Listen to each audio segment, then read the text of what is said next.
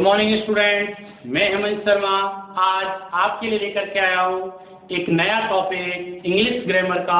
एक ऐसा टॉपिक जो आपके लिए अत्यंत महत्वपूर्ण है और हम बात कर रहे हैं 9th और 10th क्लास के स्टूडेंट्स के लिए उनके सिलेबस का टॉपिक है और उस टॉपिक का नाम है वॉइस, जिसे हम एक्टिव वॉइस और पैसिव वॉइस के रूप में क्या करते हैं, जानते हैं।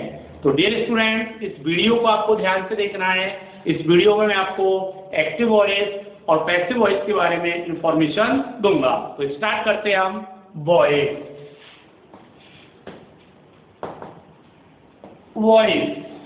वॉइस क्या होता है? What is the definition of voice and it's kind. Voice की परिभाषा क्या है, ठीक, वॉइस कितने प्रकार के होते हैं, उसके बारे में हम क्या करेंगे, आज जानेंगे। तो वॉइस क्या होता है? तो voice is the form of verb that denotes its relation with subject और object is called voice. Voice क्या है? दोबारा सुनो डेफिनेशन कि voice is the form of the verb, voice is the form of the verb that denotes its relation with subject और object is called voice. अर्थात voice को बोलते हैं वाच। क्या बोलते हैं इसको? वाच बोलते हैं। इसमें हिंदी में भी अपने वॉइस पढ़े होंगे, संस्कृत में स्टडी की होगी, उसी प्रकार से इंग्लिश में होते हैं हमारे वॉइस वाच। अब इसकी क्या डेफिनेशन है? वॉइस क्या होता है? तो वॉइस होती है form of the verb, form of the verb. ठीक, वर्ब की क्या होगी? फॉर्म होगी जो बताएगी, किसको बताएगी? It's relation. किसको बताएगी? रिलेशन को बताएगी। और रिलेशन किसके साथ में?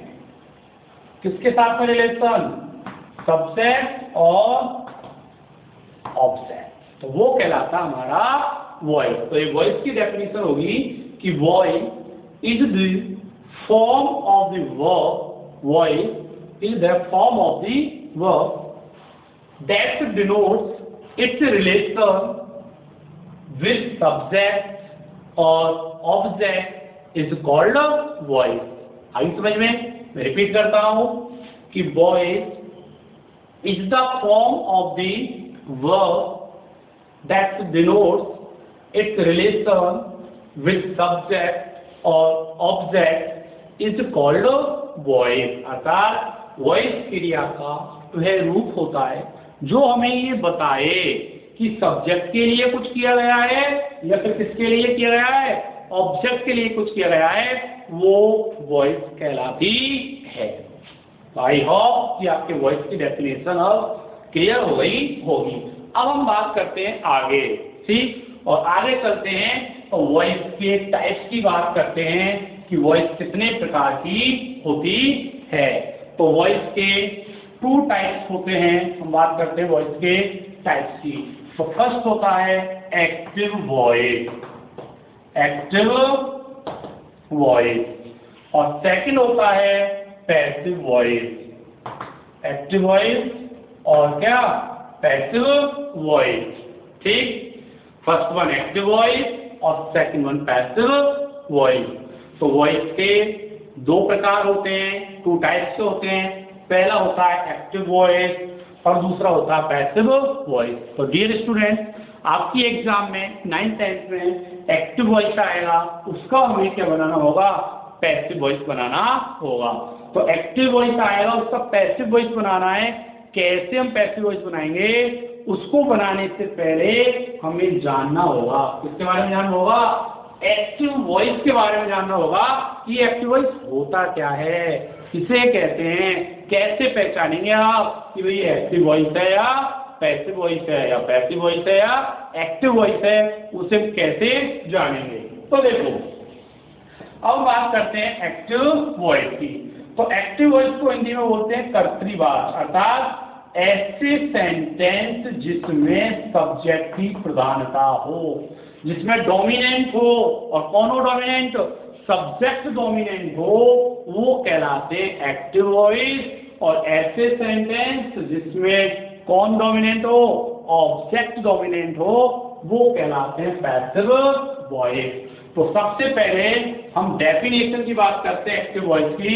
तो एक्टिव वॉइस की डेफिनेशन होगी क्या कि the subject of the verb, the subject of the verb, the subject of the verb receives, नहीं, the subject of the verb performs the action, the subject of the verb performs the action, so the verb is said to be in active क्या voice. यह definition है कि the subject of the verb, जो subject होगा verb का perform करेगा, किसको perform करेगा, एक्शन को। तो the verb is said to be, जो वर्ब होगी जो बताई जाएगी वो कौन सी होगी, एक्टिव वॉइस होगी। अर्थात सीधी सी भाषा में हम बात करें तो क्या होगा कि ऐसे सेंटेंस जिनमें सब्जेक्ट की प्रधानता हो, जो सब्जेक्ट के बारे में जो वर्ब बताए, वो कहलाता है हमारा एक्टिव वॉइस। जैसे इसकी डेफिनेशन की हम बात करते हैं, ठीक है, इसकी स्ट्रक्चर की एक्टिव वॉइस की तो डेफिनेशन हो गई इसकी कि the subject of the verb performs the action, the verb is said to be active voice. ठीक, अब इसकी स्ट्रक्चर क्या होगी एक्टिव वॉइस की, तो स्ट्रक्चर देखो, स्ट्रक्चर में सबसे पहले आता है subject plus helping verb, subject plus helping verb plus main verb की मेन वर्ब प्लस क्या ऑब्जेक्ट प्लस उसके बाद कुछ भी आए। तो ये स्ट्रक्चर होती है और ये स्ट्रक्चर किसकी होती है, एक्टिव वॉइस की होती है। देखो सब्जेक्ट आया तो हेल्पिंग वर्ब, हेल्पिंग वर्ब मैंने यहाँ पर ये ब्रैकेट्स में लिखी है, इसका मतलब ये है ये ऑप्शनल है, आ भी सकती है और नहीं भी आएगी। जैसे प्रेजेंट इंडेफिनिट होगी या पास्ट इंडेफिनिट होगी तो उसमें ये नहीं आएगी, तो आ भी सकती है या नहीं भी आए, मेन वर्ब और फिर क्या आएगा, ऑब्जेक्ट आएगा। तो ये एक्टिव वॉइस की स्ट्रक्चर होती है। अर्थात ऐसे सेंटेंस जिनमें सबसे पहले आपको क्या मिलेगा, सब्जेक्ट मिलेगा, ठीक है, सब्जेक्ट के अकॉर्डिंग आपको हेल्पिंग वर्ब मिल भी सकती है और नहीं भी मिलेगी, फिर क्या मिलेगी, मेन वर्ब मिलेगी और फिर क्या होगा, ऑब्जेक्ट होगा। ऐसे सेंटेंस हमारे कहलाएंगे एक्टिव वॉइस कहलाएंगे। क्या कहलाएंगे, एक्टिव वॉइस कहलाएंगे। जैसे हम सेंटेंस की बात करते हैं, सेंटेंस में लिखते हैं जैसे कि Rahul eats a mango, Rahul eats a mango. ठीक, तो राहुल इसमें क्या है, राहुल इसमें क्या है, सब्जेक्ट है, राहुल क्या है, सब्जेक्ट है। ईट्स क्या है, क्या है ईट्स, मेन वर्ब है।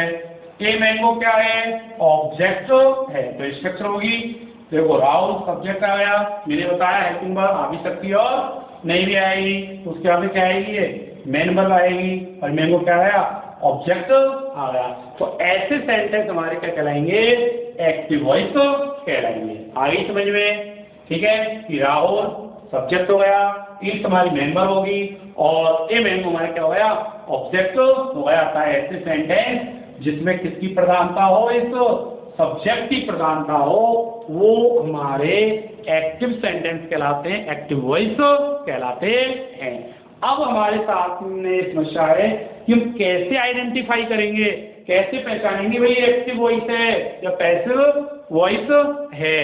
तो उसके लिए आपको ध्यान रखना है, एक्टिव सेंटेंस को पहचानने के लिए मैं आपको बता रहा हूँ कि एक्टिव सेंटेंस में जो वर्ब होगी, क्या होगी, हमारी जो वर्ब होगी, ठीक, वो वर्ब निम्न फॉर्म में होगी।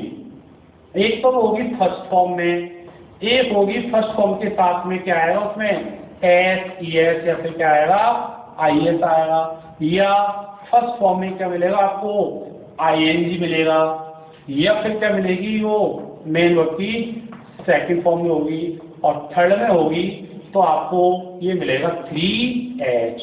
3H का मतलब है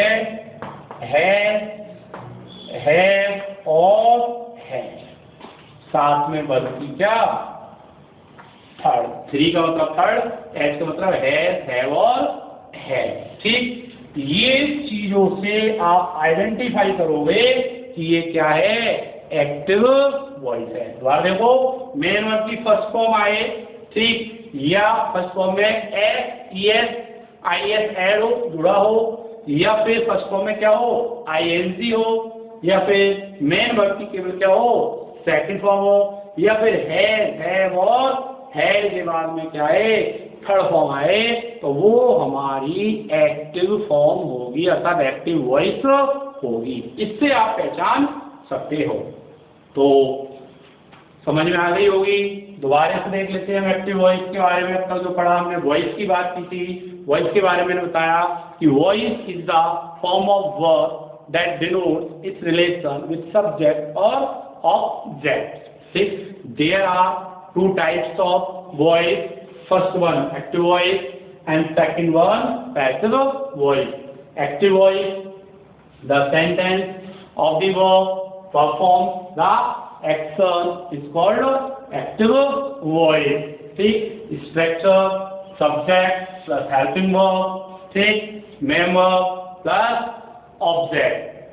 आइडेंटिफाई करने के तरीके बताए कि वर्ब की फर्स्ट फॉर्म आए, ठीक, या फिर फर्स्ट फॉर्म में एस, ईएस या आईएस आए, या फर्स्ट फॉर्म में आईएनजी आए, या सेकंड फॉर्म आए, या है और क्या है, हैड, या वर्ब की थर्ड फॉर्म आए, तो वो हमारी कहलाती है एक्टिव वॉइस। जैसे हमने एग्जाम्पल में लिखा, राहुल ईट से मैगी। क्लियर। अब हम एक दो एग्जाम्पल देख लेते हैं जिससे क्लियर हो जाएगा हमारा कि ये एक्टिव वॉइस है या पैसिव वॉइस। उससे पहले एग्जाम्पल देखने से पहले अब हम बात करते हैं किसकी, पैसिव वॉइस की। दूसरा जो पार्ट है हमारा पैसिव वॉइस। अब पैसिव वॉइस क्या होता है, पैसिव वॉइस, तो डियर स्टूडेंट पैसिव वॉइस क्या होगा कि ऐसे सेंटेंस जिसमें ऑब्जेक्ट डोमिनेंट होगा। ठीक, ऐसे सेंटेंस जिसका हीरो कौन होगा, ऑब्जेक्ट होगा, वो कहलाते हैं हमारे पैसिव वॉइस कहलाते हैं। और जिनमें हमेशा मेन वर्ब की क्या है, थर्ड फॉर्म आए, वो पैसिव वॉइस होते हैं। तो पैसिव वॉइस की जो डेफिनेशन है वो देखो पहले तो कि the subject of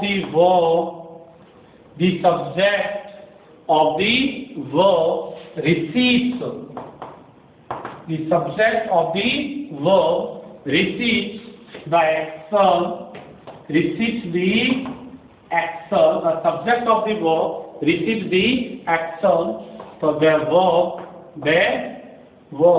is said to be in the passive voice. Passive voice. Clear?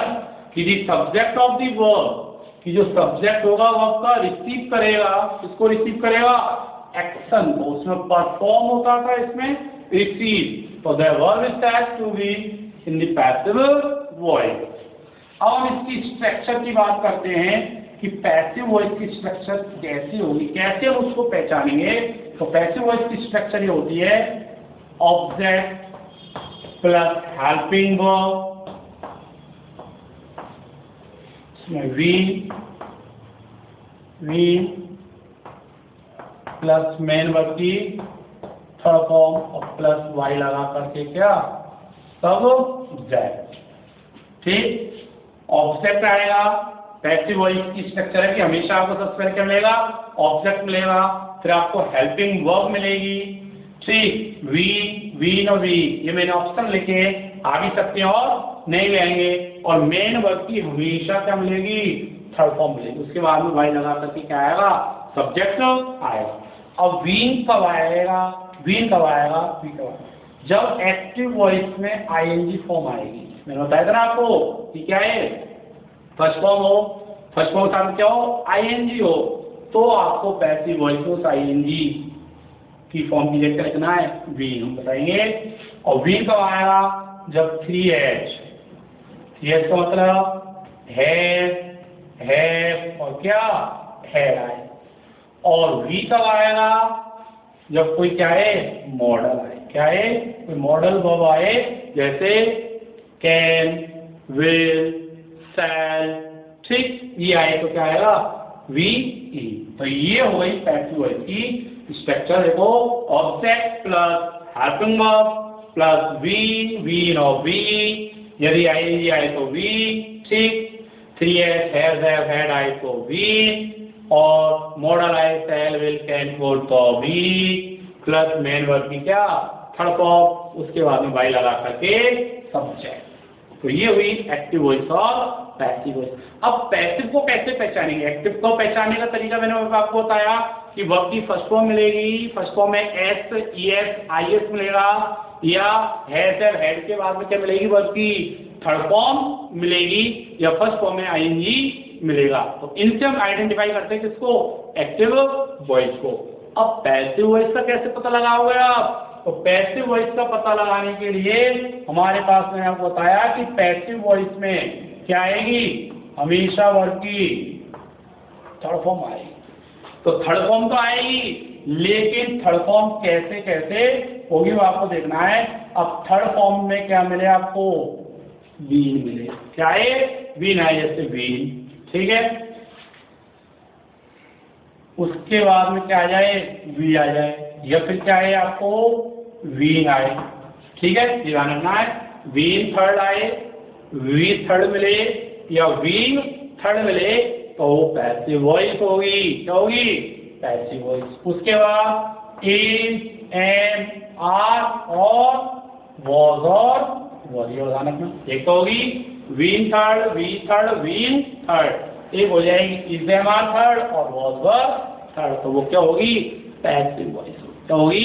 Passive voice. इस प्रकार से हम एक्टिव को और पैसिव को क्या कर सकते हैं? आइडेंटिफाई कर सकते हैं। अब नेक्स्ट मेरा जो वीडियो आएगा, उस वीडियो में मैं आपको किस प्रकार से हम एक्टिव वॉइस से पैसिव वॉइस में क्या करते हैं, इंटरचेंज करते हैं, वो आपको मैं बताऊंगा।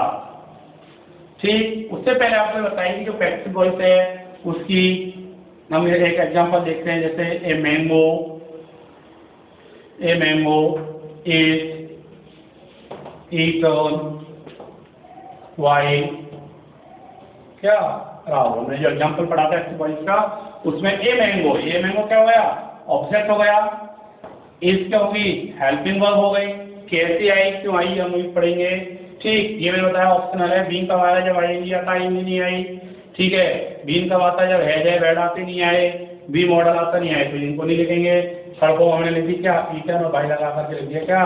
कहा हो। तो ये हो गई हमारी एक्टिव और